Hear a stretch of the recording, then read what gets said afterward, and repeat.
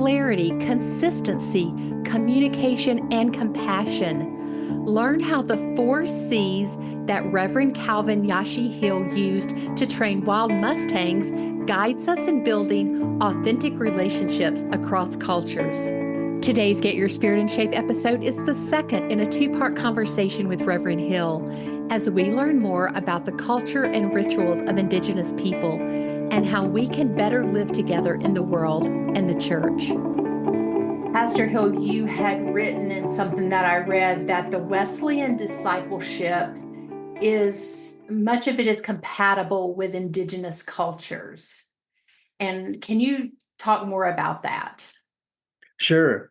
So when you read scripture, if you recognize scripture itself in the Christian faith, the Jewish people, and you always look at scripture from their point of view, they're tribal. Now they're telling a creation story.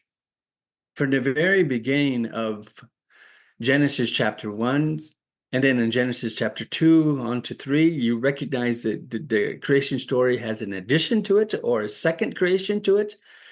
And you read the whole creation story and you recognize that within that traditions of the Jewish people, they choose specific tribes to take care of the community. And they also take a specific family, not all families, but just a specific family. And then they come to taking a specific son out of each family, all the way down until you come to Christ. And as you recognize Christ as being the Son of God, and then after you have this miraculous resurrection that occurs, and it is almost in that whole process of recognizing the traditions of the tribes of the people, of the Jewish people, that creation story keeps on evolving. And as it evolves to this moment of Christ coming out of the ground and out of the dead, there is that new world that John talks about and that Paul talks about. But then they also add at the very end that there is another world coming, another heaven that's going to be created, as though we're again continuing on that creation story. And we are all waiting for that new world and that new heaven and that new altar of Zion to occur. All of that, when you look at it from a tribal perspective, is a specific creation story that continues to evolve. In our Navajo traditions, it is the same. We have these 4 worlds that we journeyed through: the first world, the second world, the third world, to the fourth world. And all of a sudden, before we come to this fourth world, the creators had a young lady by the name of White Shell Woman who had the creator's son, and had actually 2 sons, and they were twins, and they saved the people. And they went through this ceremony for 4 days. And on the 4th day, they resurrected from the grounds. They came out of the grounds of the ceremony where the ceremony was held in the grounds. And they traveled down the rainbow, and they speak to their father. As they spoke to their father, they were sent back to save the people. Now, one of them stays here in the spiritual world, and one of them went back to the Father. As you recognize that, we're now waiting for the 5th world to come. And the 5th world is when the Father will send the Son who is there with them back to meet the Son that's here. And as we recognize that moment happens, there will be peace on the whole earth. Everybody will have that moment of peace as they join together. And we will evolve then into the 5th world and be with the Creator and the Son and all of our relatives who have passed on. We will join them in that 5th world. And so we're waiting for that moment to happen. that creation story of the Navajo people is the same story of the New Testament, the Old Testament to the New Testament, on to the moments that we're waiting for. If you're believing in the rapture that happened, we're waiting for that to occur. If you're believing that John is writing about the heaven and the earth, the heavens will come and descend upon the earth, and in that descendancy, that this earth will be new again, the heavens will be new again, and we'll be gathered together with the sons and the Father in all of the heavenly realms. It's the same story. And the interesting part about my view is that I join a part of that creation story. And so we join ends with the creator as being co-creators. And so what is our place to create, and what is our job to be able to do such a thing? The Creator gives us an understanding of, again, as I am called to be a holy man, to create peace in whatever form and whatever way that we can, to create peace and remind the people that we should be living in that peace and waiting for the Creator. When the Creator sends His Son and that peace occurs, we will automatically be attached to that peace and know that it happened. So you see that whole process of the story within Scripture, it matches a lot of indigenous mindset and frame, and so that's how I continue to stay within the faith. I recognize that the Christian faith itself has its own form of ceremony practices, and so I view the Christian faith as a nation that has their own ceremony.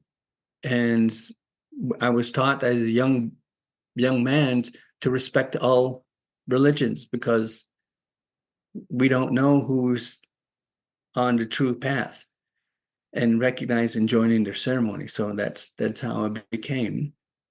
It's not just that I became part of the Christian faith, but it's also because I needed to survive. My theology needed to survive. And so the only safe place to be who I fully am is within the Methodist Church. And so I became a Methodist. So there's a lot there. There's a lot there. And as you were telling the creation story and all the parts of the worlds, I was definitely making those alignments with what we read in the New Testament, especially, but how beautiful the stories are. And it does open up those possibilities that there are these truths, I think you said, these paths of truth. They can have maybe different details, but they all lead to this place of peace and this place of with God, this connection with God. But that is really beautiful. And I appreciate you going into detail with it with us, because I think as I did, the listener will be able to also recognize the similarities as you were telling it. I wish the church had come in the attitude of Paul and Paul's motive when he came to Athens. And when he was in Athens, he stumbled upon a unknown God, and he explained to the people of the unknown God. And if they would have done that, I think it would have been better, instead of this conquering and destroy attitude. Yes, that's certainly not a way of peace, is it? Right. No. Well, I want to definitely talk about these 4 C's of cross-cultural outreach and discipleship, because I do believe, as I read it anyway, this was the information I was looking for. How can we, as non-Indigenous people, respect and learn and be in community with our Indigenous brothers and sisters, and fully understand the rituals, perhaps, and incorporate that. How can we be just in one body that way? So let's go ahead and talk about that. These 4 C's of clarity, consistency, communication, and compassion. Okay. So in the realm of the 4 C's, by the way, these 4 C's are actually a philosophy that my mom had given me for training wild mustangs. So I just put what she told me into practice as one of my own philosophy to be able to get ahead or to survive in this world. So these 4 C's are really my mom's method or philosophy of training wild mustangs as colts. And mom would always say that you got to be clear, very clear in your mythology and how you get started. You have to know before you engage in that wild mustangs, that freedom that it has. Now it's captured, and you're going to be moving it in a direction that's hopefully that you can. And the whole outcome of being clear is establishing an authentic relationship. That relationship, if it's not there, there's no way in the world that horse will trust you or anybody else will trust you. And so I make sure that my mythology was always correct in how I'm going to tackle anything in this world. And so I sort of apply that to a route to evangelism or outreach. And there are several methods out there that, again, it comes from the academic perspective. And as you study them and you lay them out, the reality, it sort of frames or traps individuals in the perspective of the one who is addressing them. And it favors a direction of the one who is addressing them. And so you can't get out of it. The people feel trapped. Well, that works, but it's also very limited. Like I said, the academic process has always been limited because it's not that you learn them into the route of faith. Because once you learn them, once you use reason quite a bit, the experience is not there. The tradition is left out. The part of their script and whatever script they come from, whether it's the Old Testament, New Testament, or if they only have their own, other scripts, maybe the script itself, the scripture itself is not written for them. Maybe it's oral. So you have to be very clear of that, including it in your approach. Or if you're not going to use such an academic process, if you're going to use a relationship process, that's probably the better way of going, because once you establish an authentic relationship with the people, you can ask personal questions. Just getting to know them and getting to friend them is not an authentic relationship.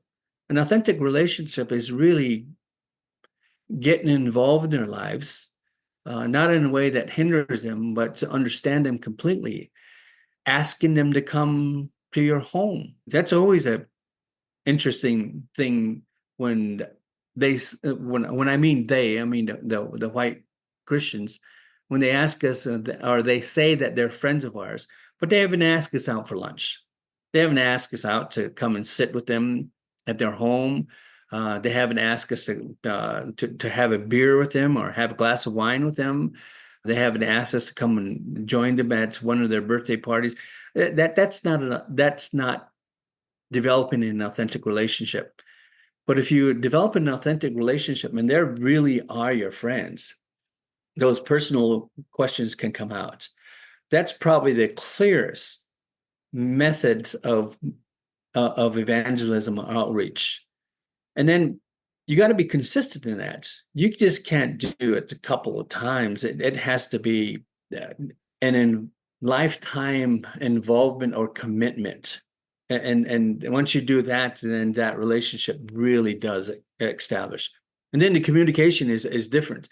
You just can't learn how to speak to them from your perspective, but you got to go learn their language, and their language isn't just verbal. It is their body, it is their community, it is their food, it is their customs.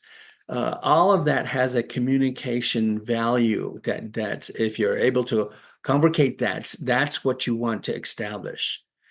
The last of being compassionate is really being compassionate to yourself, because you will make mistakes.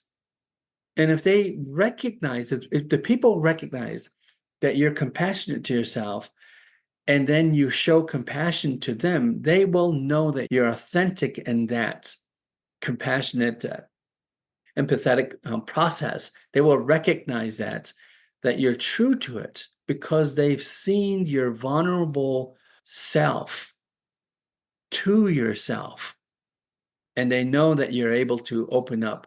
That is something that the natives have not seen from the white missionaries. The white missionaries have always been very stoic, more stoic than we are as Native people. And they were never engaged in their feelings during the time of our residential era with them. And so once you're able to do that, I know that no matter what continent you're on, the indigenous people respond because they're seeing that. If you want any questions of how to do all of this, ask a woman. A woman knows about this whole process. It's not just because my mom taught me this, but I've seen it in the women more often than I do see it in the white males.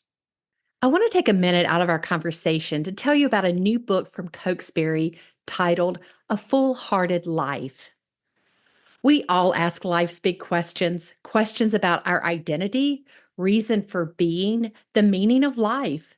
The answers, our beliefs, shape every part of our lives.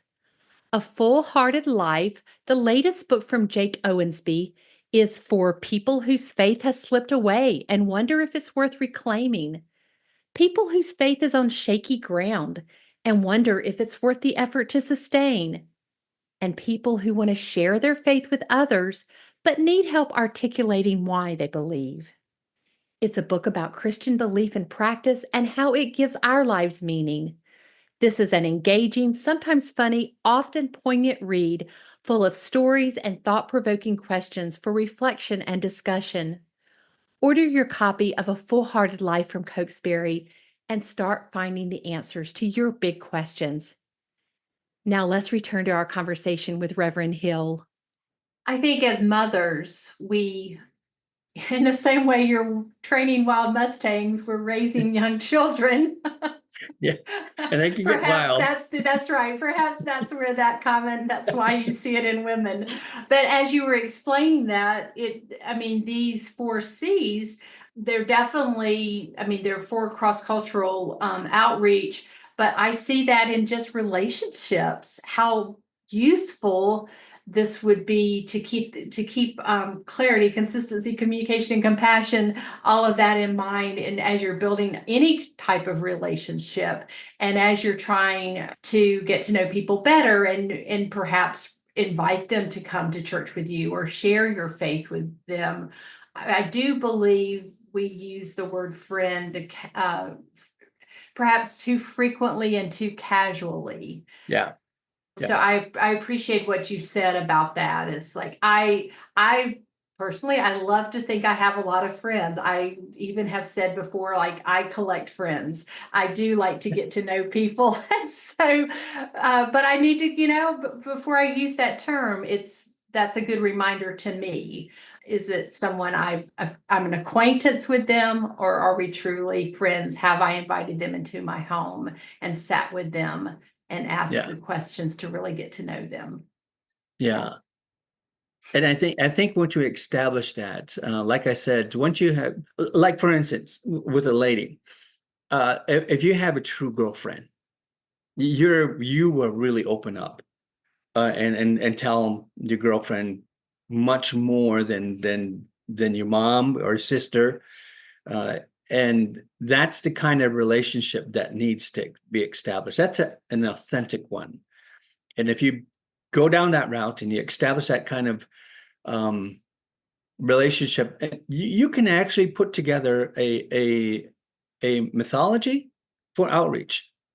If that doesn't work, if you want to be more academic, what I also said in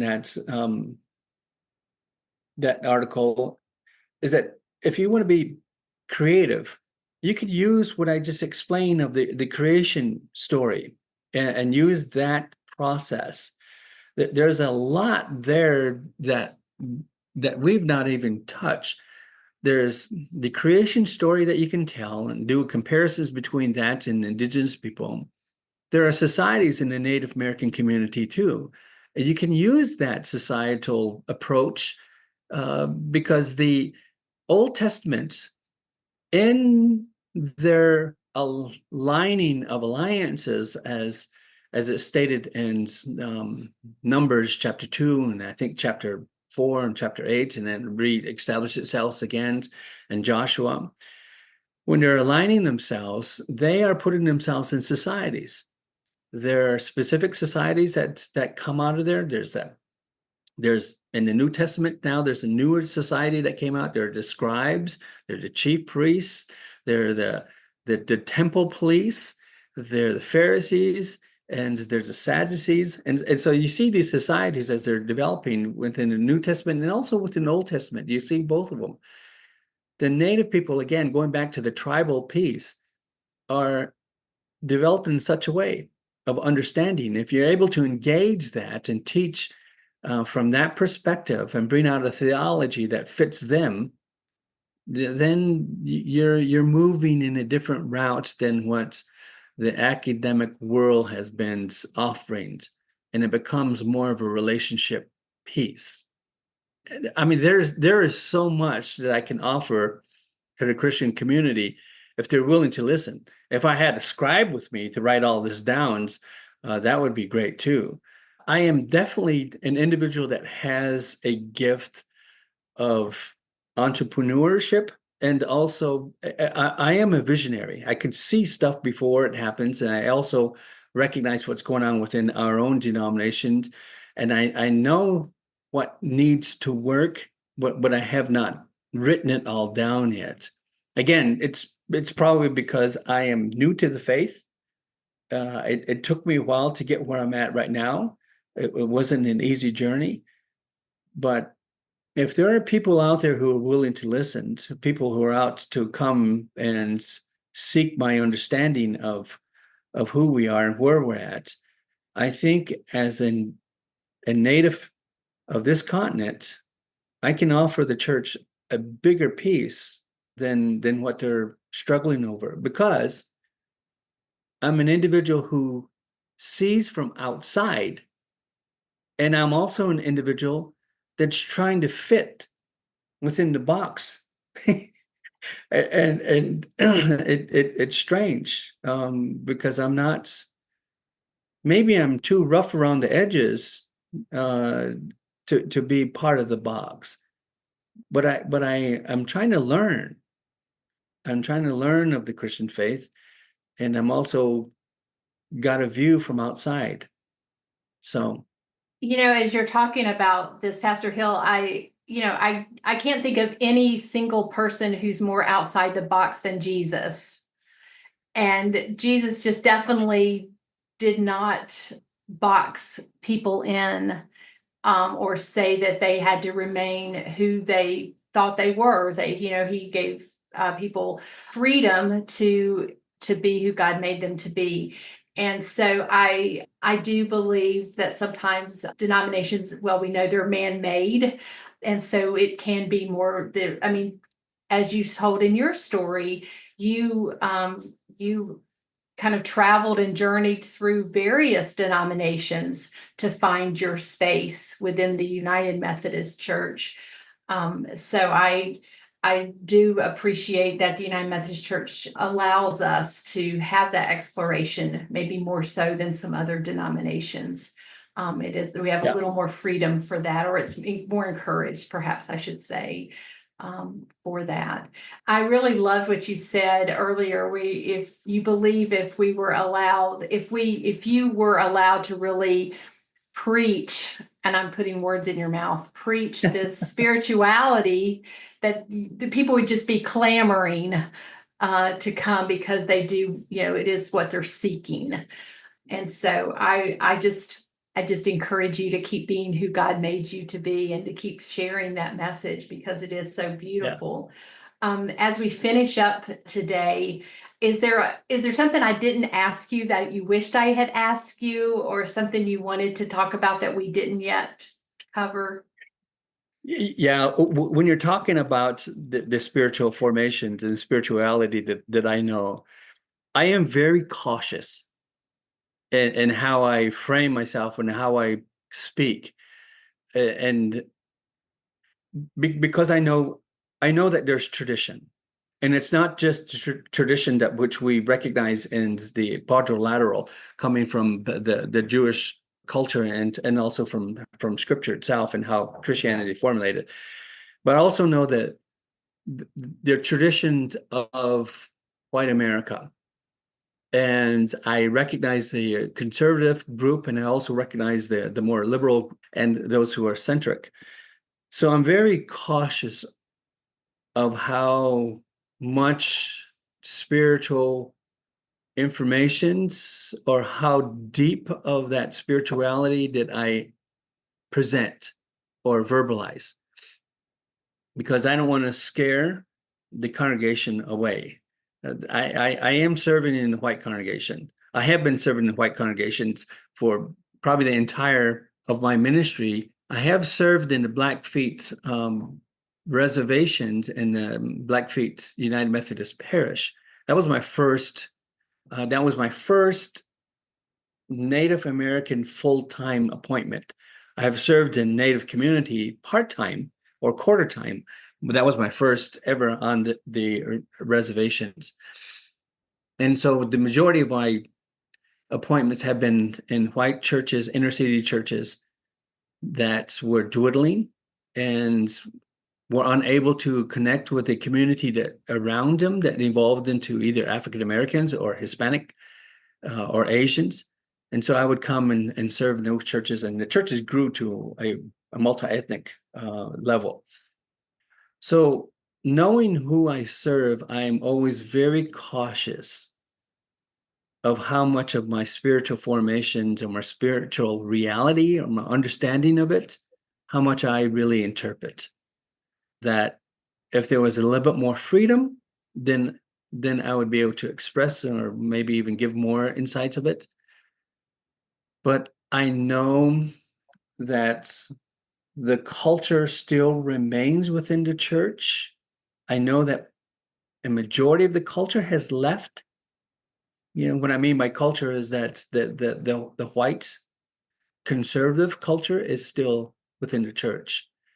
I also know that there is a new generation that's evolving. It's not fully evolved. And I know that there's this question, and I don't know if anybody's asking this question, is how do we become innovative and hold on to the pieces of tradition that formulates who we are as God's people named Christians? How is that going to look, and how is that going to evolve without going too far over to a place that does not make us Christians? And so it's that question that I know that I can help answer, that we have not talked about. And maybe one day that the Methodist community will give me the opportunity to explain some of the insights that I have, that I think that we need to answer or have words, because the majority of the words within the mission statements of all churches, and even in our general Methodism, the words are very traditional words of our mission statement. And those words, those traditional words, they do not help us reach out to those who are now the new generation. In fact, the new generation sees those words as threatening. They see them as hypocritical because of the misuse of power and authority and privileges and practices. So my question, as you're asking, would be, how do we become innovative and still remain traditional? That's a lot. That's a lot. That's another episode, isn't it? Yeah, that's another. Perhaps. Yeah, But a lot of episodes. but I'll tell you that if we don't start going in that direction and asking those questions and start to find out what can we and what are we going to be, we're going to continue to dwindle. And the new generation that's coming,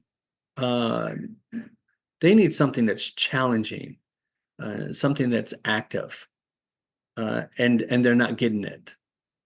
And of course, I know that there's still that generation that sees church as being traditional. There's traditional practices that need to be, but the next generation that's coming, I don't think wants to participate in that. Well, Yeah, you're so right. that would be a whole nother podcast. Probably a series of podcasts, perhaps. Right. Yes. Well, as we do finish up, I want to ask you the question that we ask all of our guests on Get Your Spirit in Shape, and that's, how do you keep your own spirit in shape? I do a lot of native meditations that I have. I go back to my native people and I join in some of their ceremonies. If I really need to center myself, I go in and participate in some blessed way. It's called a Navajo Blessed Way ceremony. And that's an old ceremony that has been around for quite a while. Or I go back and join some of the Hajong, which is the beauty way ceremonies that happened. There's some really good ceremonies that indicate God's blessings among the people. And so I go back to listen to the songs, to listen to the stories, to remember who I really am, and then go back into the churches, the Navajo churches, and center myself with their prayer process. The Navajo people before church, they all come to the altar, even the minister. They all come to the altar and they all start praying. They all begin with prayer. And as soon as the minister is done praying and everybody's done praying, they pray collectively out loud and at the altar. It sounds like it's a Pentecostal revival that's happening, but it's still within a control environment.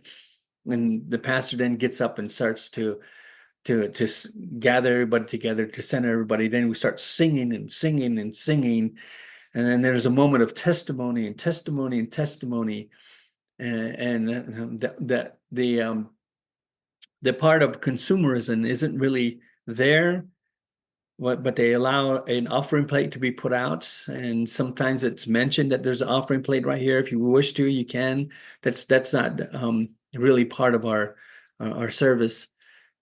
And then we go into the sermon, which is usually like an hour to 2 hour talk. And then we do more singing, and then we do more praying. By the time that the Sunday is done with, it's like about maybe 3 or 4 o'clock in the afternoon from the Sunday service in the morning. So it's that kind of engagement that I do to keep my spirits uplifted as I go back. But here, within the academic setting of First United Methodist, I join in the same practices of the local church members. I do get on my horse and I ride up in the mesas and the mountains here, the Black Hills, which is near here in Newcastle. Ride around the Black Hills and speak to God and center myself. I also I'm an artist, but my canvas is not a regular canvas. My canvas are automotives. I restore, I do a lot of restoration on vehicles, and I paint. I paint on them. I paint patterns. I paint pictures. Or I just do a regular paint job on them.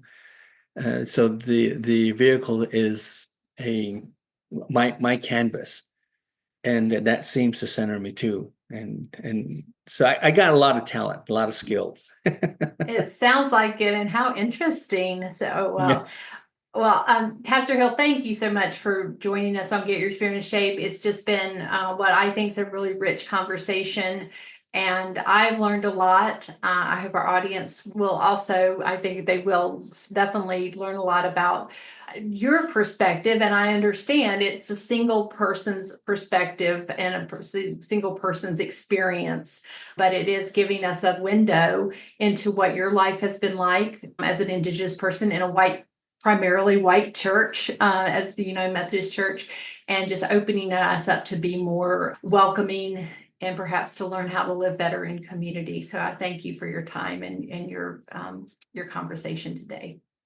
You're welcome. Thank you. And blessings on your day and Thank your family. Thank you. Yeah.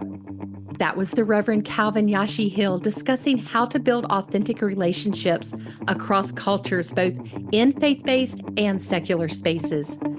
To learn more, go to umc.org/podcast and look for this episode, where you will find helpful links and a transcript of our conversation. If you have questions or comments, feel free to email me at a special email address just for Get Your Spirit in Shape listeners, gysis@umcom.org. If you enjoyed today's episode, we invite you to leave a review on the platform where you get your podcast. Thank you for being a Get Your Spirit in Shape listener. I'm Crystal Cavanis, and I look forward to the next time that we're together.